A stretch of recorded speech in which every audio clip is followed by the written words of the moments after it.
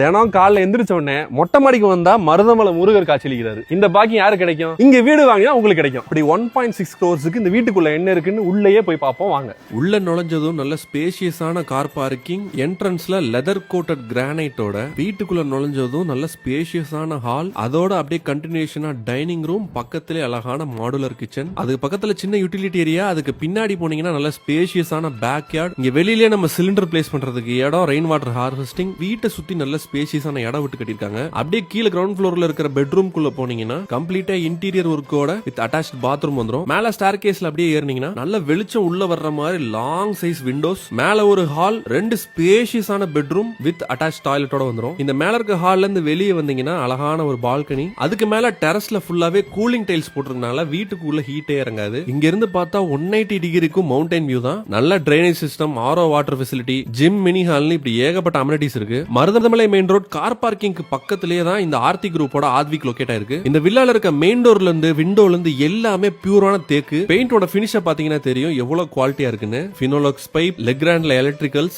இந்த பில்டர்ஸோட main மோட்டிவே குவாலிட்டியில compromise பண்ண மாட்டோங்கிறது தான். அதனாலேயே இந்த வில்லால யூஸ் பண்ணிருக்க ஒவ்வொரு ப்ராடக்ட்ஸும் பிராண்டட் தான்.